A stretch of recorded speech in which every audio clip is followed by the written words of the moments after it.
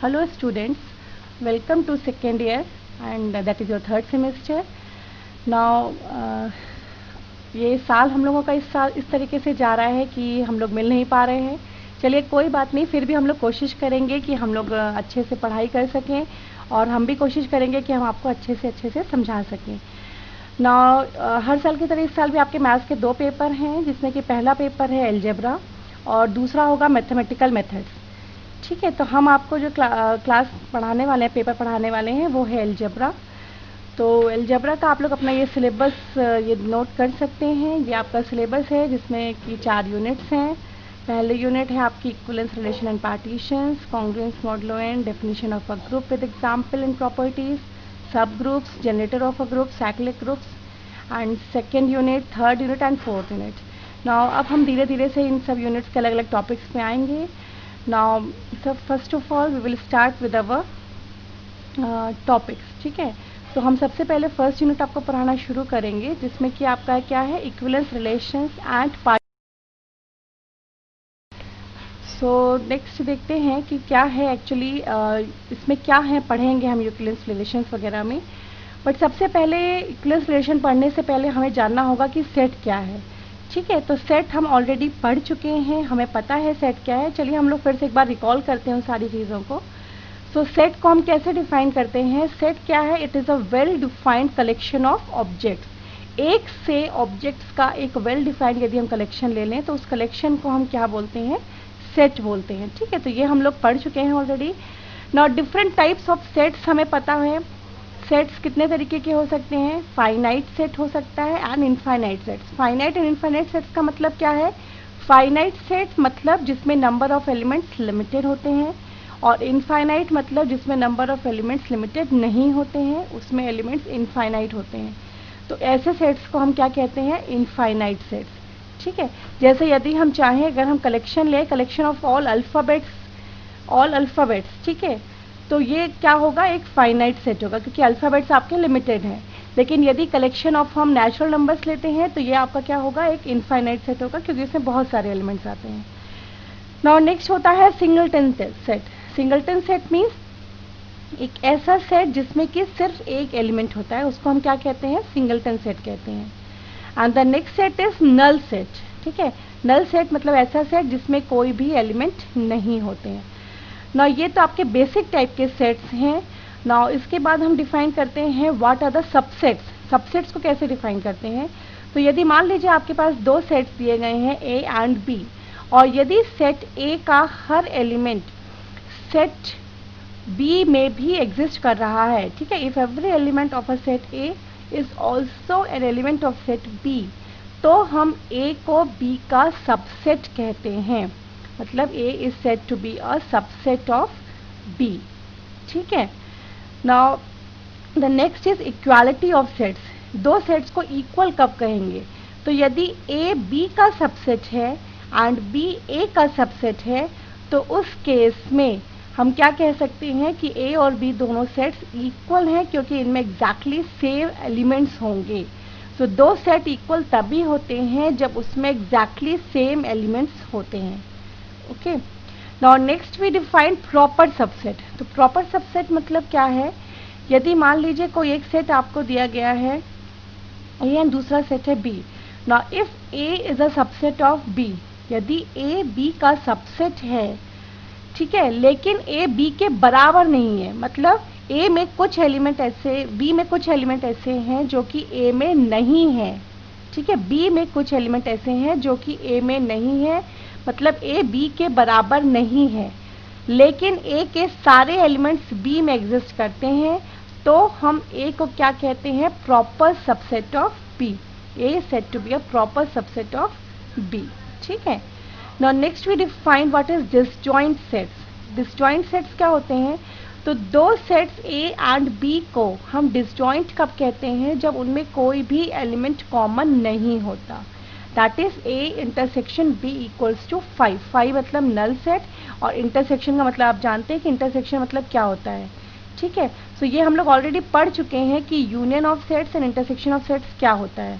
सो यदि हम रिकॉल करें तो यूनियन क्या होता है?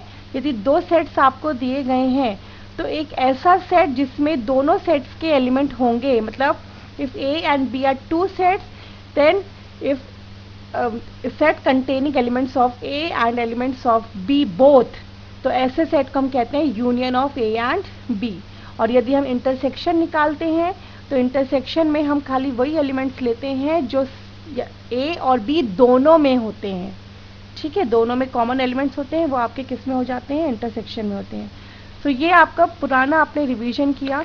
और सिमिलरली आपने एक था that is Cartesian product of sets. Cartesian product क्या होता है, यदि मान लीजिए A एंड B दो सेट्स आपको दिए गए हैं, तो यदि हम उनका कार्टेशियन प्रोडक्ट निकालेंगे, so Cartesian product is defined as A cross B which is the collection of all ordered pairs A and B such that A belongs to A and B belongs to B। मतलब उस ordered pair का पहला element set A का element होगा और उसका दूसरा element set B का एलिमेंट होगा। तो ऐसा जो सेट बनता है इसको हम क्या बोलते हैं, it is a cartesian product of A and B defined as A cross B। इसमें ये जो ऑर्डर्ड पेयर एलिमेंट्स इसके होते हैं, ये इसका ऑर्डर का ध्यान रखना बहुत ज़रूरी होता है, क्योंकि पहला एलिमेंट इसमें सेट A को बिलोंग करेगा और दूसरा एलिमेंट सेट B को बिलोंग करेगा, ठीक है। तो ये सब तो पुराना था जो कि हमने सिंपली रिवाइज किया है। नाउ बेसिकली हमारा यूनिट जहाँ से शुरू हो रहा है वो है that is relation. What is relation? So relation हमारा इसी कार्टेशियन प्रोडक्ट से ही आया है। एंड वो क्या है, यदि A एंड B दो सेट्स दिए गए हैं, ठीक है, then a relation from A to B is a subset of A cross B and is defined as R। ठीक है, हम उसको R से डिफाइन करते हैं। और एक्चुअली वो क्या है, तो यदि A और B कोई दो सेट्स दिए गए हैं तो एक रिलेशन जो है वो A क्रॉस B का सबसेट होता है। इसका मतलब क्या हुआ कि R खुद भी एक सेट होगा और वो A क्रॉस B का सबसेट है, और A क्रॉस B का सबसेट है, इसका मतलब R के एलिमेंट्स किस तरीके के होंगे, ऑर्डर्ड पेयर टाइप के हो जाएंगे। So if x y belongs to R, इसका मतलब होता है कि x is related to y और y is related to x, ठीक है। सो इस तरीके से हम एक रिलेशन को डिफाइन करते हैं। ना एग्जाम्पल हम समझ सकते हैं कि सपोज आपके पास एक सेट दिया गया है जिसके एलिमेंट्स 2, 3, 4, 5 एंड 6 है सपोज, और एक रिलेशन हमने उस सेट पर डिफाइन किया।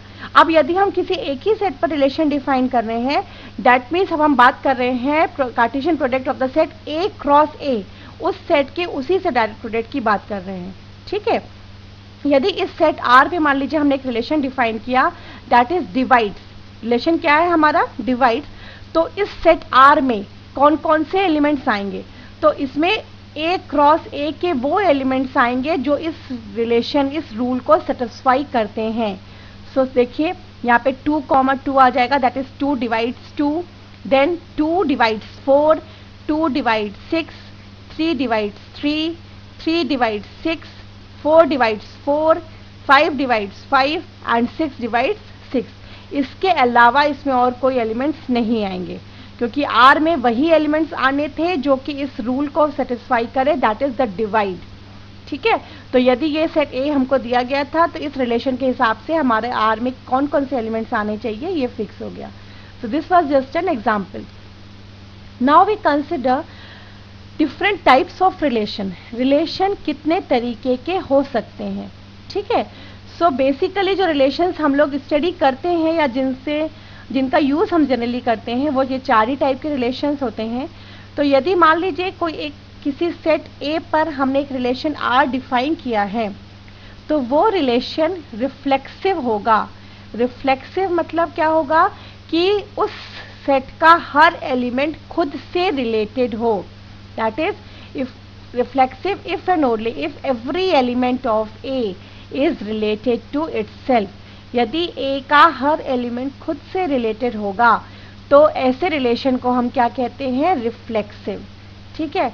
सिमेट्रिक रिलेशन कब होगा, तो यदि हम A सेट के दो एलिमेंट्स ले लें x और y, और इस तरीके से एलिमेंट्स हैं कि x is related to y, मतलब x का रिलेशन y से है, तो definitely y will be related to x। Such type of relation is known as symmetric relation, ठीक है। उसके बाद अगला रिलेशन है ट्रांजिटिव। ट्रांजिटिव रिलेशन मतलब यदि x, y, z तीन रिलेशंस आपको दिए गए हैं और रिलेशंस इस तरीके से हैं कि x is related to y and y is related to z, तो definitely x will be related to z। तो इस तरीके के रिलेशन को हम क्या बोलेंगे? ट्रांजिटिव रिलेशन बोलेंगे। ठीक है। नाउ अगला रिलेशन आता है एंटीसिमेट्रिक। एंटीसिमेट्रिक क्या होता है? यदि x y से रिलेटेड है एंड y x से रिलेटेड है तो इसका मतलब ये हुआ कि x और y दोनों आपस में बराबर हैं। ठीक है, इस तरीके को रिलेशन को हम क्या कहते हैं? एंटीसिमेट्रिक। सो इस तरीके से हमने यहाँ पे बेसिकली चार रिलेशंस देखे जो कि है reflexive, symmetric, transitive and antisymmetric. अब इनके ही आधार पर हम एक नया टर्म डिफाइन,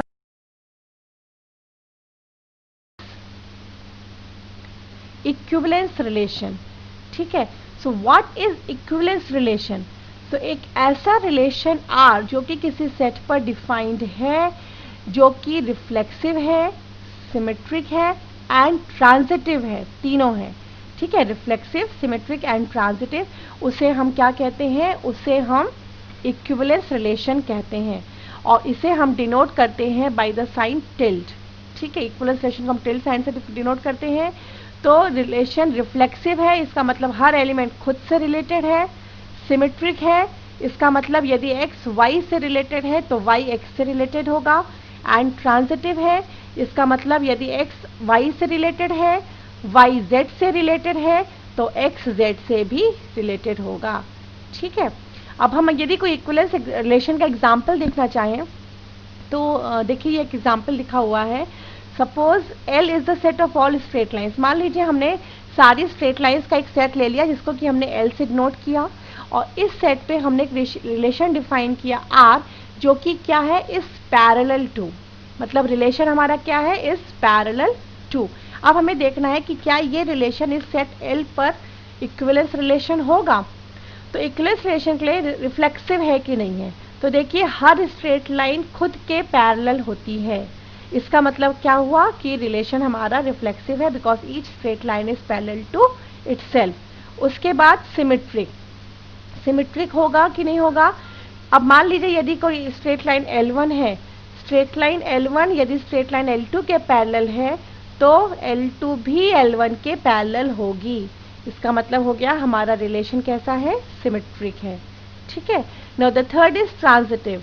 तो यदि मान लीजिए L1 लाइन है वो L2 के पैरेलल है, L2 लाइन L3 के पैरेलल है तो डेफिनेटली लाइन L1 किसके पैरेलल हो जाएगी? L3 के पैरेलल हो जाएगी।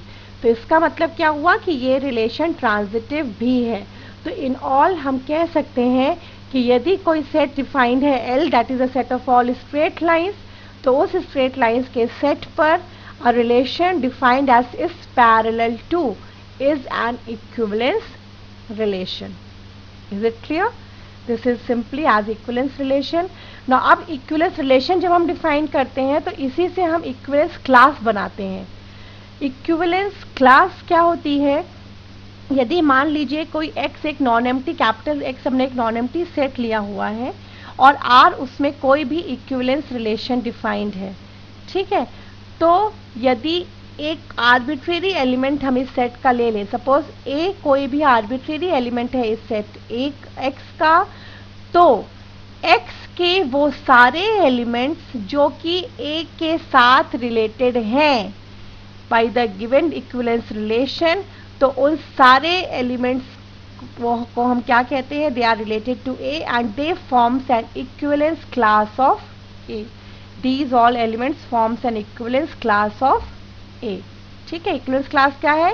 यदि A कोई आर्बिट्रेरी एलिमेंट है किसी नॉन एम्प्टी सेट X का जिसमें कि आपने इक्विवेलेंस रिलेशन डिफाइन किया हुआ है, तो X के वो सारे एलिमेंट्स जो कि A से रिलेटेड हैं वो A की इक्विवेलेंस क्लास बनाते हैं।